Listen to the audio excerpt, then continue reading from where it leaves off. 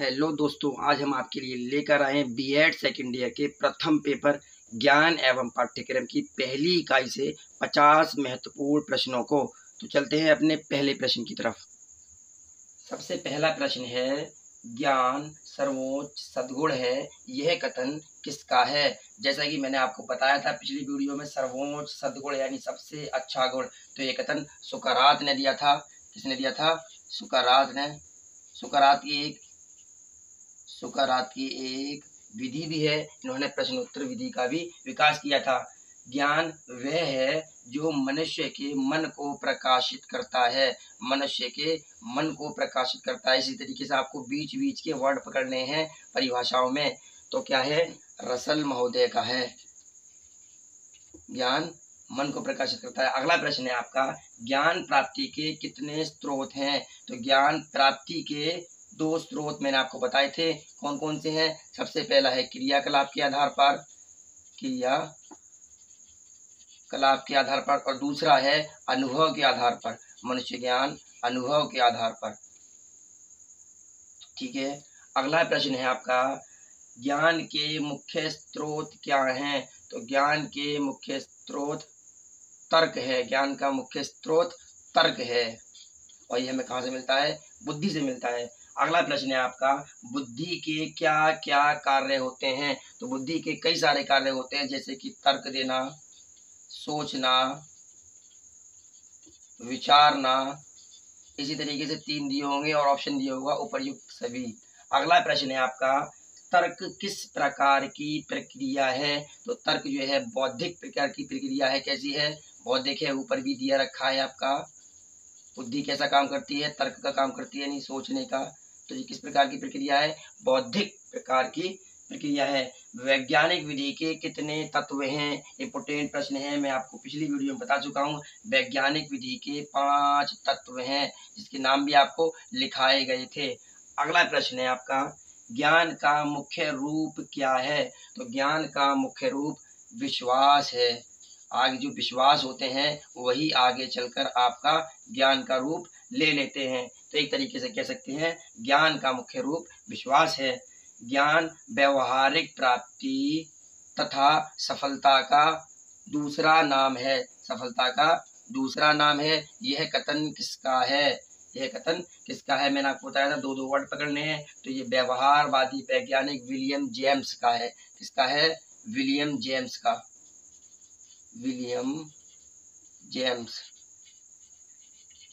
चलते हैं अगले प्रश्न की तरफ। 10वें नंबर का प्रश्न है आपका, अनुभववाद के ज्ञान का आधार क्या है? तो अनुभववाद एक सिद्धांत था, मैंने आपको पढ़ाया था। इस सिद्धांत के जनक भी बताए थे आपको, जॉन लॉक हैं, और इनका जो आधार था वो ज्ञानेंद्रियां थी। क्या था? ज्ञानेंद्रियां। अगला प्रश्न है आपका, विस्तृत रूप से ज्ञान के कितने प्रकार हैं? विस्तृत रूप से अगर बात आती ज्ञान के कितने प्रकार हैं, तो आपके 2 होते, जीके यानी जनरल नॉलेज, दूसरा स्पेसिफिक नॉलेज। इसे कहते हैं सामान्य ज्ञान, इसे कहते हैं विशिष्ट ज्ञान।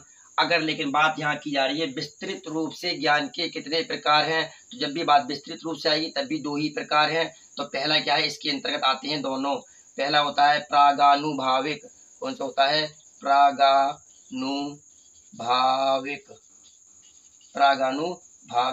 इसका नाम दूसरा होता है प्राथमिक ज्ञान। इसे इंग्लिश में कहते हैं ए प्रायरी नॉलेज। ठीक है। और दूसरा होता है प्रायोगिक ज्ञान। हालांकि आपसे यहाँ केवल नंबर ही पूछे गए हैं। विस्तृत रूप से ज्ञान के कितने प्रकार हैं, तो यहाँ लिख जाएगा केवल आंसर में 2, लेकिन आप नाम भी याद कर लीजिए। अगला प्रश्न है आपका, गणित शास्त्र तथा तर्क शास्त्र। मैंने बताया था आपको, जो साधारण सा ज्ञान होता है जो गणित शास्त्र में इस्तेमाल किया जाता है, उसमें ये आता है प्रागानुभाविक ज्ञान। कौन सा होता है? प्रागानुभाविक ज्ञान। ठीक है। अगला प्रश्न है आपका, भारतीय दार्शनिकों की दृष्टि से ज्ञान के कितने प्रकार हैं? जब भी बात दार्शनिकों की आ जाएगी तो इसने 2 प्रकार बताए हैं। कौन कौन से बताए हैं? सबसे पहला है आपका पराविद्या। कौन सा है? पराविद्या। और दूसरा है अपराविद्या। अपराविद्या का संसार से कोई मतलब नहीं है और पराविद्या जीवन से संबंधित होता है। अगला है आपका प्रश्न, आप्तवचन के ज्ञान की प्राप्ति हेतु हमें किन पर निर्भर रहना पड़ता है। ये आपको पढ़ाई गई थी आप्तवचन विधि। आप्तवचन के अंतर्गत आपको अधिकारी या विशेषज्ञों पर निर्भर रहना पड़ता है। तो इसका यहाँ लिख लीजिएगा, अधिकारी, स्पेस थोड़ा कम है, अधिकारी तथा विशेषज्ञों पर निर्भर आपको रहना पड़ेगा। अगला प्रश्न है आपका 15 नंबर का, संवाद सिद्धांत किस पर आधारित है। इंपोर्टेंट प्रश्न है, पिछली बार क्वेश्चन पेपर में भी दिया गया था। संवाद सिद्धांत सत्य पर आधारित है। संवाद सिद्धांत सत्य पर आधारित है। अगला प्रश्न है आपका, प्रारंभ में हर मनुष्य ज्ञान कहाँ से प्राप्त करता है। तो जब भी बात प्रारंभ की आ जाएगी, प्रारंभ में हर मनुष्य अपनी 5 ज्ञानेंद्रियों से ही ज्ञान प्राप्त करता है। तो कहाँ से करता है, ज्ञानेंद्रियों से। अगला प्रश्न है आपका, तर्क बुद्धि के आधार पर ज्ञान प्राप्ति की कौन सी विधियां हैं। इंपोर्टेंट प्रश्न है। जब भी बात तर्क की आ जाएगी तो आपकी 2 विधियां होती हैं, एक होती है आगमन तथा निगमन।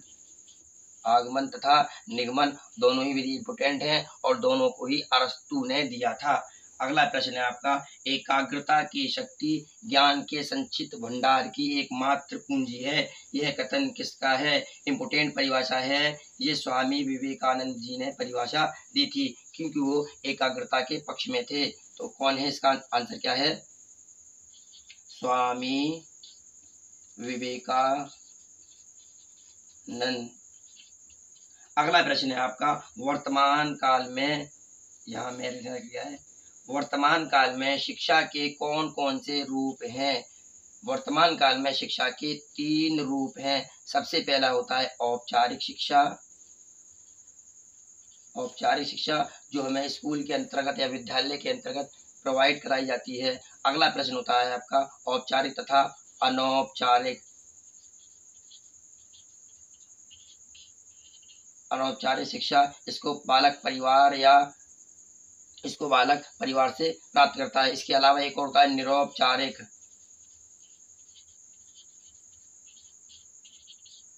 निरौपचारिक ये चेतनशील आपकी होती है। अगला प्रश्न है आपका, निरौपचारिक शिक्षा किस प्रकार की होती है। देखिए वही आ गया अगला, इसे कहते हैं चेतनशील प्रक्रिया के अंतर्गत आती है। चेतनशील प्रक्रिया के अंतर्गत आती है। तो आप चाहें इसका स्क्रीनशॉट ले सकते हैं। चलते हैं अगले प्रश्न की तरफ। अगला प्रश्न है आपका, संवेद विवेकपूर्ण सिद्धांत के जन्मदाता कौन है। संवेद विवेकपूर्ण सिद्धांत ये आपको पढ़ाया गया था, इसके जन्मदाता हैं अरस्तु। संवेद विवेकपूर्ण सिद्धांत के जन्मदाता हैं अरस्तु। अब बताती है अगला प्रश्न है, अनुभववाद सिद्धांत के जन्मदाता कौन है। ये सारे सिद्धांत पीछे पढ़ाए गए थे, वही क्वेश्चन बार बार बन रहे हैं। तो अनुभववाद सिद्धांत के जन्मदाता जॉन लॉक हैं। कौन है, जॉन लॉक। ठीक है। अगला प्रश्न है आपका, दर्शन की कौन सी शाखा ज्ञान से संबंध रखती है। तो दर्शन की कौन सी शाखा ज्ञान से संबंध रखती है, ज्ञान मीमांसा। ज्ञान मीमांसा। अगला प्रश्न है आपका, गीता के किस अध्याय में ज्ञान के 3 प्रकार बताए गए हैं। इंपोर्टेंट क्वेश्चन है। कौन से अध्याय था, 18वें अध्याय में। और प्रकारों के नाम भी एक बार संक्षेप में सुन लीजिएगा, कौन कौन से थे। एक था सात्व ज्ञान, एक था रजो ज्ञान और दूसरा था तमो ज्ञान। ठीक है, एक तरीके से कह सकते हैं, या फिर सात्व गुण, रजोगुण या तमोगुण। अगला प्रश्न है आपका, बुद्धिवाद सिद्धांत को किसने दिया था। देखिए फिर से वही सिद्धांत आ गया। बुद्धिवाद सिद्धांत को सुकरात तथा अरस्तु ने दिया था। सुकरात तथा अरस्तु ने दिया था। अगला प्रश्न है आपका, आगमन विधि से ज्ञान किस ओर जाता है। इंपोर्टेंट विधियां हैं आगमन और निगमन, इन दोनों को आपको हर हाल में पढ़ना पड़ेगा। तो आगमन विधि में ज्ञान विशिष्ट से सामान्य की ओर, विशिष्ट से सामान्य की ओर।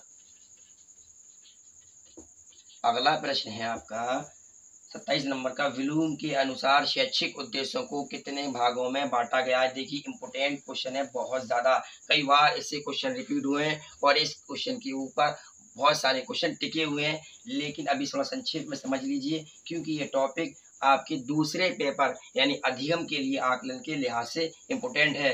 तो शैक्षिक उद्देश्यों को ब्लूम ने सबसे पहले नंबर दिए होंगे, तो 3 वर्गों में, कितने वर्गों में बांटा है, 3 वर्गों में। कौन कौन से थे? सबसे पहला था आपका ज्ञानात्मक, कई सारे क्वेश्चन हैं दूसरे पेपर में।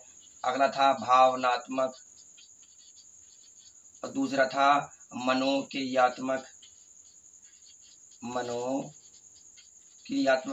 इंपोर्टेंट है, तीनों को ही किसने दिया था? बेंजामिन ब्लूम, इनका पूरा नाम है बेंजामिन ब्लूम। लेकिन आगे चलकर इन सबके 6 प्रकार हैं जो कि अलग अलग विद्वानों ने दिए हैं। ज्ञानात्मक विद्वान को दिए थे ब्लूम ने कितने प्रकार बताए हैं? 6 प्रकार बताए। हमारी एक ट्रिक मैंने अपने तरीके से बनाई थी, आप चाहें तो बना सकते हैं। बी से थे बेंजामिन ब्लूम और इससे थे कर्तवाल तथा मसीहा और सी से थे सिम्पसन। तो हमारा कैसे क्या जाए? कर्तवाल तथा मसीहा। चाहे तो इनकी सन भी याद कर सकते हैं, इन्होंने 1956 में 3 प्रकार बताए थे। इंपोर्टेंट क्वेश्चन है। सी से बन जाता है सिम्पसन। दूसरे पेपर में डिटेल में आपको पढ़ाएंगे। बी से बन गया आपका ब्लूम और के से बन गया कर्तवाल तथा मसीहा और सी से बन गया सिम्पसन। कितने कितने प्रकार बताए? सबने 6 प्रकार ज्ञानात्मक के हैं और 6 ही प्रकार। तो आपको प्रश्न कैसे याद करना है? ज्ञानात्मक के तो ज्ञानात्मक जो है इसके आपको पूरे 6 प्रकार सीरियल से याद करने होंगे। कैसे याद करने होंगे? सीरियल से याद करने होंगे। इसके लिए आपको ट्रिक दे दी जाएगी। और भावनात्मक और मनोक्रियात्मक के पहला और आखिरी याद कर लेना। अगला प्रश्न है आपका 28 नंबर का, कौन सी विधि तर्क पर आधारित है? देखिए बार बार वही क्वेश्चन रिपीट होता है, कौन सी विधि तर्क पर आधारित है? तो बताया गया था आगमन तथा निगमन विधि। दोनों विधियां ऐसी हैं जो तर्क पर आधारित है, आगमन तथा निगमन। बता भी दिया गया है किस विधि में किस ओर चलते हैं। आगमन विधि में विशिष्ट से सामान्य की ओर और निगमन विधि में सामान्य से विशिष्ट की ओर। अगला प्रश्न है आपका, एमिल पुस्तक का लेखक कौन है? रिपीट क्वेश्चन है, पिछली साल पूछा गया था आपसे 2020 में। एमिल पुस्तक के लेखक हैं आपके रूसो। और रूसो के बारे में एक और प्रश्न हर हाल में याद कर लीजिए, प्रकृतिवादी विचारधारा के समर्थन में थे। प्रश्न बन सकता है कौन सा विद्वान प्रकृतिवादी था? तो आप कह देंगे रूसो। अगला प्रश्न है आपका, रिपब्लिक पुस्तक का लेखक कौन है? तो रिपब्लिक पुस्तक के लेखक जो है आपके प्लूटो। और इसके बाद आता है इनके बाद इन्होंने एक विधि भी दी थी, इसका नाम था संवाद विधि। आप इसे याद कर लीजिएगा। इन्होंने किस विधि का विकास किया था? संवाद विधि का। अगला प्रश्न है आपका, बालक की खोज नामक पुस्तक के लेखक हैं। ये भी पिछली साल पूछा गया था आपसे। बालक की खोज नामक पुस्तक के लेखक है मॉन्टेसनरी, मारिया मॉन्टेसनरी पूरा नाम है इनका। अगला प्रश्न है, शिक्षा एक द्विमुखी प्रक्रिया है। ये आपसे टेट में कई बार पूछा गया है, इम्पोर्टेंट क्वेश्चन है। कौन थे? एडम्स। किसने कहा शिक्षा द्विमुखी प्रक्रिया है? इसी के साथ एक और याद कर लीजिए, त्रिमुखी किसने बताया है? जॉन ड्यूवी ने। किसने बताया त्रिमुखी? जॉन ड्यूवी ने। इसी के साथ में याद कर लीजिए एक और प्रश्न। अगला प्रश्न है आपका, शिक्षा आयोग का गठन कब हुआ था? देखिए बहुत इंपोर्टेंट प्रश्न है ये, कई बार आपसे रिपीट हुआ है। अगर सन की बात आई तो डायरेक्ट कह देंगे आप 1964-66।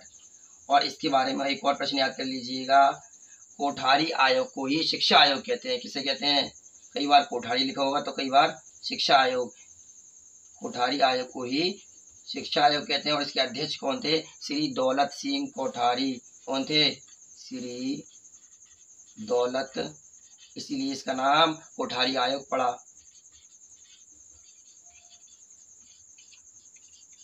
ठीक है। अगला प्रश्न है आपका, सत्यम शिवम सुंदरम को किसने दिया था? इसे एक नारा है, एक तरीके से श्लोक कह सकते हैं।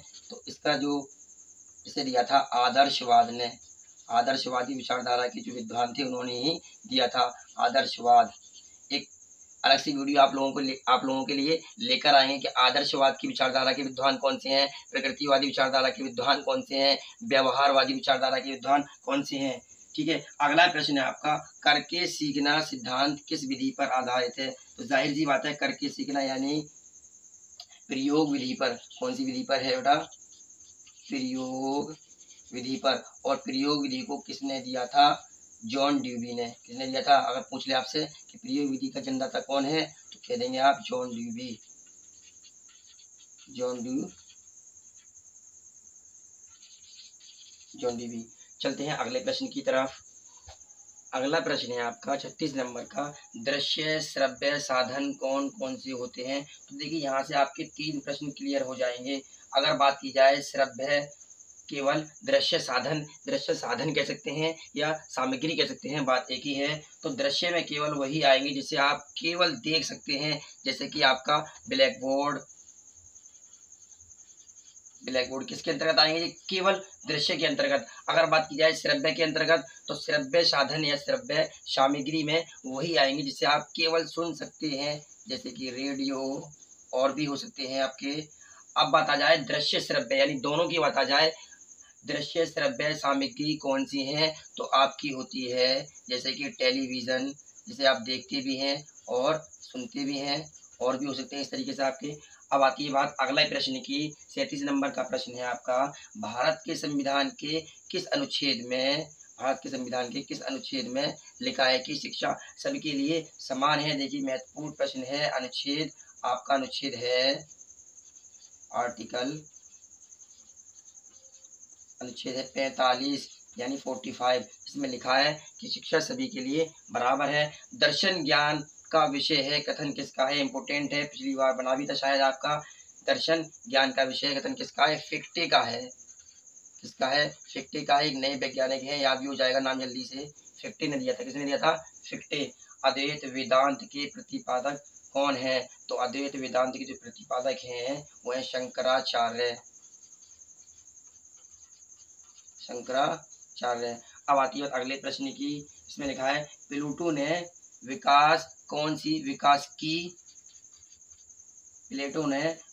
की कौन सी विधि का विकास किया था?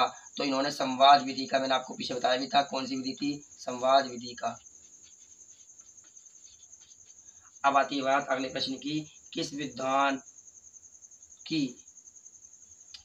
की ज्ञान की प्रश्नोत्तर विधि का विकास किया? किसने?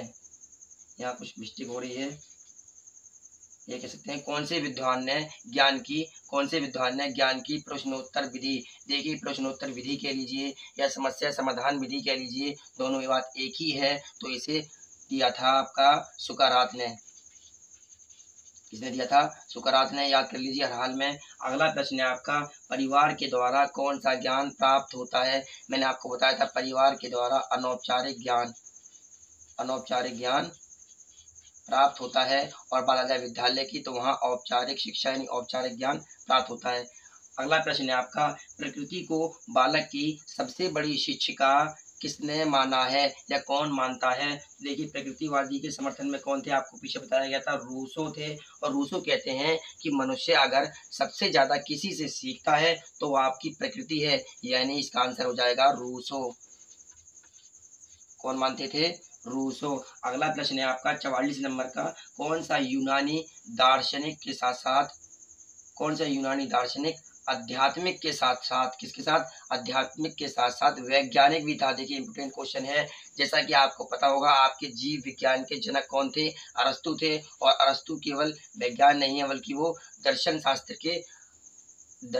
के विद्वान भी हैं। तो इसका आंसर हो जाएगा अरस्तु। अरस्तु कौन थे? दार्शनिक तो थे ही थे, साथ में वैज्ञानिक भी थे जिन्होंने जीव विज्ञान में अपनी महत्वपूर्ण भूमिका निभाई है, इसीलिए इन्हें जीव विज्ञान का जनक कहा जाता है। अगला प्रश्न है आपका, क्रियात्मक ज्ञान किसके विचारों पर आधारित होता है? तो क्रियात्मक ज्ञान जो है वो किसके विचारों पर था? तो इसके समर्थन में थे करके सीखना किसने दिया था? जॉन लॉक ने। किसने दिया था? जॉन लॉक ने। सिद्धांत था आपका, किसने दिया था? जॉन लॉक ने। अगला प्रश्न है आपका, संस्कृति किस पर निर्भर करती है? तो आपकी जो संस्कृति होती है वो ज्ञान पर निर्भर करती है। अगर मनुष्य का ज्ञान कुशल है तो वह अपनी संस्कृति को भी हमेशा संजोए रखेगा, यानी अपनी संस्कृति को कभी खोएगा नहीं। राष्ट्रीय पाठ्यचर्या 2009 इम्पोर्टेंट है। दूसरे पेपर में कई सारे आपकी दो पाठ्यचर्या दी गई हैं, जिसे कहते हैं national curriculum framework, NCF, national curriculum framework. 2005 है और एक 2005 है। इसको दूसरा पेपर है जो आपका अधिगम के लिए आकलन, उसके अंदर डिटेल में पढ़ा जाएगा, डिटेल में अध्ययन कराया जाएगा। तो समझ लेते हैं यहाँ के कह रहे हैं राष्ट्रीय पाठ्यचर्या 2009 के कितने प्रारूप जारी हो चुके हैं, तो अब तक 5 प्रारूप जारी हो चुके हैं इसके। अगला प्रश्न है आपका यथार्थवादी विचारधारा का जन्म कब हुआ था। तो देखिए कई सारी विचारधाराएं, यथार्थवादी है आपकी, आदर्शवादी है, व्यवहारवादी है, इन सबको डिटेल में आगे पढ़ाया जाएगा। यथार्थवादी विचारधारा का जन्म 17वीं शताब्दी में हुआ था, 17वीं शताब्दी में हुआ था। अगला प्रश्न है आपका जॉन ड्यूवी ने ज्ञान प्राप्त करने की किस विधि का विकास किया था। मैंने आपको पीछे बताया था जॉन ड्यूवी ने प्रयोग विधि का विकास किया था। कौन सी विधि का किया था, प्रयोग विधि का, प्रयोग विधि का। अगला प्रश्न है आपका अरस्तु ने ज्ञान प्राप्त करने की किस विधि का विकास किया था। देखिए बार बार रिपीट हो रहा है क्वेश्चन, आगमन तथा निगमन विधि, इसे आप हर हाल में याद कर लीजिए, आगमन तथा निगमन विधि। और इन दोनों के जो काम है वो भी याद कर लीजिएगा। इसमें क्या है, विशिष्ट से सामान्य की ओर जाते हैं और इसमें सामान्य से विशिष्ट की ओर। तो इसी के साथ ही अपनी कक्षा को विराम देते हैं और उम्मीद करते हैं आप लोगों को वीडियो पसंद आई होगी। तो इसी के साथ ही मिलते हैं नई वीडियो में नए टॉपिक के साथ, तब तक के लिए जय हिंद।